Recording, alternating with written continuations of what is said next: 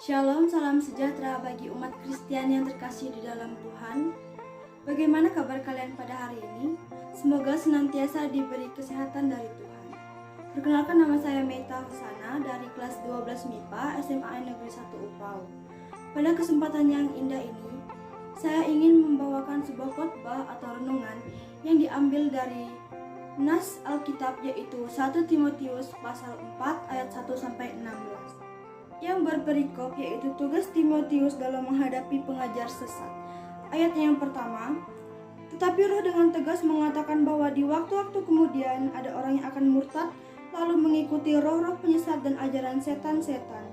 Oleh tipu daya pendusta-pendusta yang hati nuraninya memakai cap mereka itu melarang orang kawin, melarang orang makan makanan yang diciptakan Allah supaya dengan pengucapan syukur dimakan oleh orang yang percaya dan yang telah mengenal kebenaran.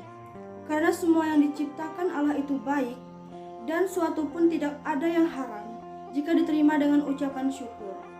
Sebab semuanya itu dikuduskan oleh firman Allah dan doa. Dengan selalu mengingatkan hal-hal itu kepada saudara-saudara kita, engkau akan menjadi seorang pelayan Kristus yang baik. Seorang pelayan Kristus Yesus yang baik, terdidik dalam soal-soal pokok iman kita dan dalam ajaran sehat yang telah kau ikuti selama ini. Tetapi jauhilah tahayul dan dongeng nenek tua, lihatlah dirimu beribadah. Latihan badani terbatas gunanya, tetapi ibadah itu berguna dalam segala hal karena mengandung janji, baik untuk hidup ini maupun untuk hidup yang akan datang. Perkataan ini benar dan patut diterima sepenuhnya. Itulah sebabnya kita berjerih payah dan berjuang karena kita menaruh pengharapan kita kepada Allah yang hidup, Juru Selamat semua manusia, terutama mereka yang percaya. Beritakanlah dan ajarkanlah semuanya itu. Jangan seorang pun menganggap engkau rendah karena engkau muda.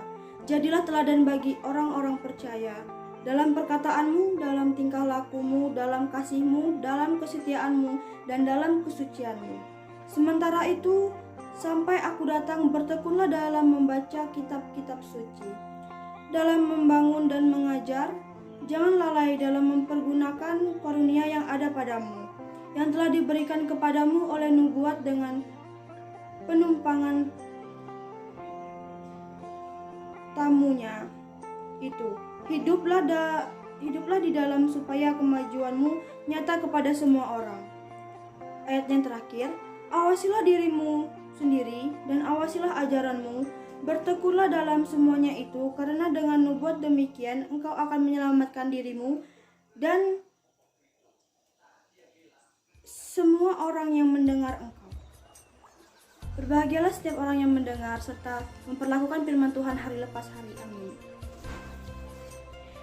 Surat ini dinamakan surat Timotius karena surat ini dialamatkan oleh Paulus langsung kepada Timotius, pembantu mudanya di jemaat Efesus sekaligus anak rohaninya dalam iman.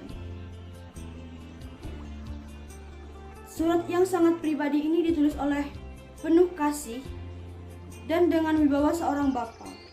Secara umum, surat ini berisi nasihat dan dorongan Paulus kepada Timotius dalam pelayanannya.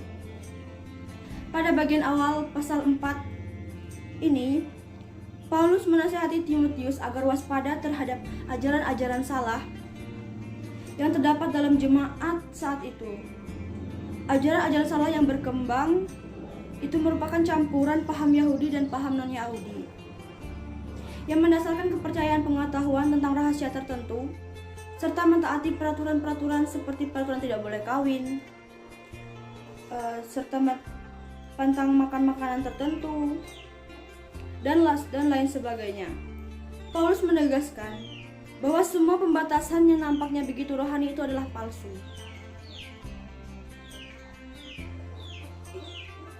Itu adalah produk ajaran setan yang penuh dusta.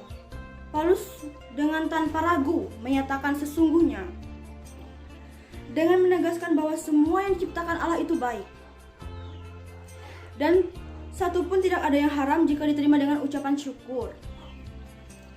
Sebab semuanya itu dikuduskan oleh firman Allah dan oleh doa.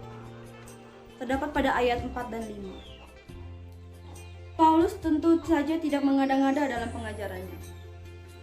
Kita bisa melihat apa yang diajarkannya tidak lebih dari meneruskan ajaran Kristus sendiri.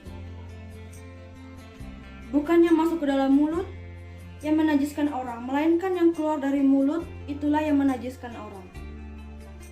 Matius pasal 5 ayat 11. Demikian Tuhan Yesus bersabda. Paulus tahu bahwa iman dan kebenaran soal kawin atau tidak kawin juga bukan soal haram halalnya suatu makanan. Iman dan kebenaran terutama menyangkut transformasi diri hidup yang diubahkan menjadi selaras dengan kehendak Tuhan. Selanjutnya dalam bagian kedua, Paulus membimbing dan memotivasi Timotius agar hidup semakin berpadanan dengan panggilannya sebagai pelayanan Tuhan. Paulus mengajukan suatu standar kesalehan yang tinggi kepada Timotius, melatih diri beribadah, menjadi teladan bagi orang-orang percaya dalam perkataan, tingkah laku, kasih, kesetiaan, dan dalam kesucian. Tekun membaca kitab suci, tekun membangun, tekun mengajar, tidak lalai mempergunakan semua karunia yang ia terima, serta senantiasa mengawasi diri sendiri dan pengajarannya, agar pengajarannya tidak menimbulkan celah. Tentu saja Paulus tidak berniat agar Timotius mengikuti detail nasihatnya ini secara harfiah dan berhenti di situ saja. Paulus dengan pengertian seluas-luasnya berharap Timotius bisa menjadi model atau patron bagi jemaat dalam segala hal yang disebut kebijakan. Paulus ingin kehadiran Timotius menarik orang-orang di sekitarnya untuk mengenal Yesus yang telah mengubah hidupnya, dan dengan demikian membawa mereka bersama ke dalam hidup yang berkeselamatan. Jemaat Tuhan yang terkasih dalam Kristus, makna menjadi seorang Kristen adalah mengalami perubahan akal budi, ditransformasikan dalam segala pantangan dan peraturan yang tidak membawa kepada perubahan akal budi. Dengan demikian bukanlah fokus utama dari iman Kristen. Kawin atau tidak kawin membuat kita otomatis menjadi lebih baik dalam iman. Demikian juga dengan urusan makanan. Makanan tidak berpengaruh terhadap karakter seseorang. Makan babi tidaklah membuat seorang lalu berpikir seperti babi. Dan tidak jarang orang makan makanan yang disebutnya dengan membusung dada. Sebagai makanan yang halal, hidup dengan perilaku yang haram di hadapan Tuhan. Entah seseorang makan babi, ayam, sapi, atau lainnya, hasil akhir dari semuanya adalah sama. Kotoran yang dibuang di jamban. Karena itu, dalam kekristenan bukan kawin dan makanan yang menentukan kedalaman iman seseorang, melainkan sekali lagi perubahan akal budi, perubahan karakter. Karakter itu bermula dari hati. Karena itu hati diubahkan, itulah yang menjadi concern utama iman Kristiani. Hati yang diubahkan itu berarti hidup yang diselaraskan mengikuti kehendak Allah, yang nampak dalam kesetiaan beribadah, kasih yang nyata, dalam kata dan perbuatan, kesucian, ketekunan, dan segala hal yang baik lainnya. Amin buat firman Tuhan. Salah kata saya ucapkan mohon maaf. Sekian dan terima kasih.